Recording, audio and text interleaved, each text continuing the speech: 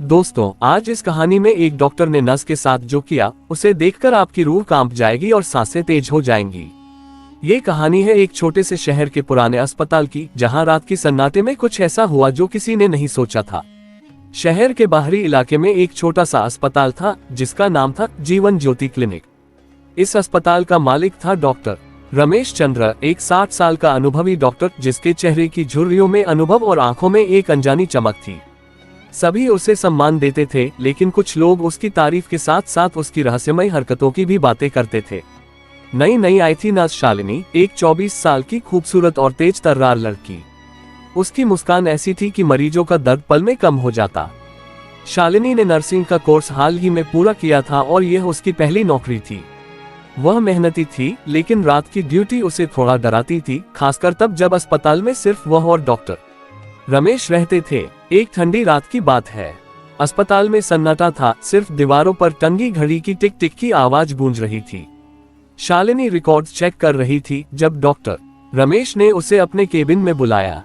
शालिनी, जरा इधर आओ, एक जरूरी केस पर बात करनी है। उनकी आवाज में कुछ अलग था जो शालिनी को अटपटा लगा। शालिनी केबिन में पहुंची। डॉक्टर रमेश अपनी कुर्सी पर बैठे थे। उनकी मेज पर कुछ पुरानी किताबें और एक अजीब सी शीशी रखी थी। बैठो शालिनी, उन्होंने कहा। उनकी आंखों में एक अजीब सी चमक थी। शालिनी ने हिचकिचाते हुए कुर्सी पर बैठ गई। शालिनी, तुम बहुत होशियार हो, लेकिन क्या तुम जानती हो कि इस अस्पताल का एक राज है? डॉक्टर रमेश ने धीमी आवाज में कहा। शालिनी का दिल जोर जोर से धड़कने लगा। कैसा राज सर? उसने पूछा। डॉक्टर रमेश ने अपनी कुर्सी से उठकर दरवाजा बंद कर दिया। शालिनी की सांसें तेज हो गईं। यह अस्पताल सिर्फ मरीजों का इलाज नहीं करता। यहाँ कुछ खास लोग आते हैं और उनके लिए खास इंतजाम होते हैं, उन्होंने कहा और अपनी जेब से एक चमकदार लॉकेट निकाला। उस लॉकेट से एक अजीब सी रोशनी निकल रही थी। शालिनी को कुछ गलत होने का अंदेशा हुआ। उसने उठने की कोशिश की, लेकिन डॉक्टर रमेश ने उसका हाथ पकड़ लिया। डरने की जरूरत नहीं शालिनी, तुम मेरे साथ इस राज का हिस्सा बन सकती हो। उनकी आवाज अब डरावनी हो चुकी थी।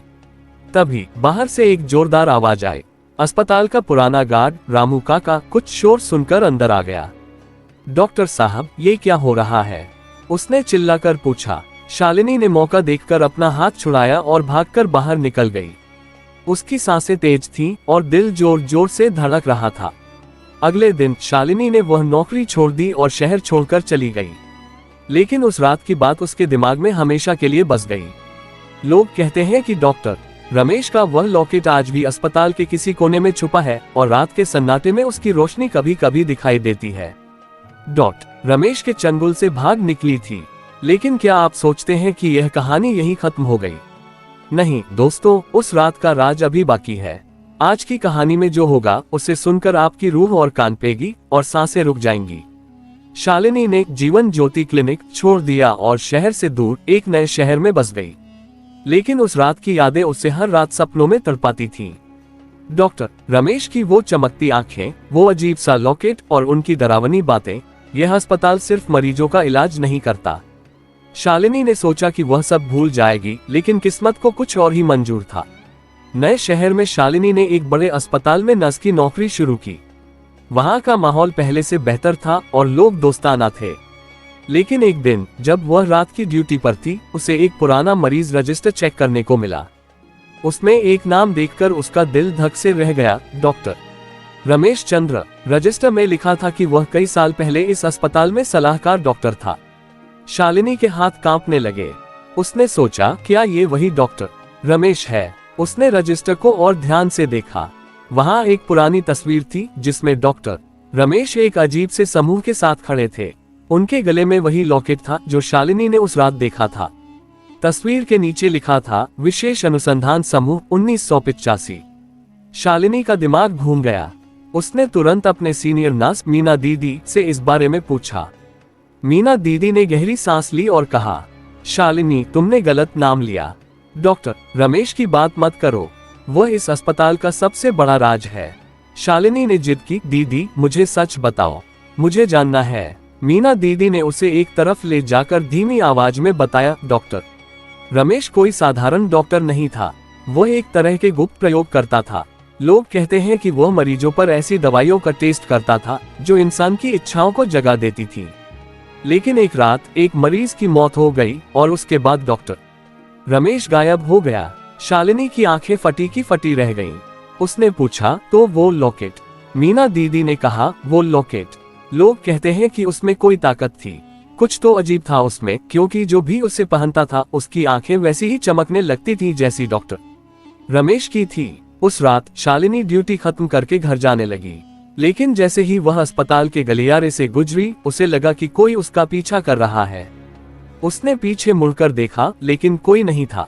तभी अचानक एक ठंडी हवा का झोंका आया और दूर से एक चमक दिखी, वही लॉकेट की चमक। शालिनी का दिल जोर जोर से धड़कने लगा। उसने अपनी चप्पल उतारी और तेजी से बाहर की ओर भागी, लेकिन गेट पर पहुंचते ही उसे एक परछाई दिखी, एक लंबा पतला साया जिसके गले में वही लॉकेट चमक रहा था। शालिनी, एक भारी आवाज गूंजी। वह वही आवाज थी डॉक्टर रमेश की। शालिनी ने हिम्मत जुटाई और चिल्लाई, तुम कौन हो? मुझे अकेला छोड़ दो। लेकिन जवाब में सिर्फ एक ठहाका गूंजा। तभी अस्पताल का सिक्योरिटी गार्ड वहां पहुंच गया।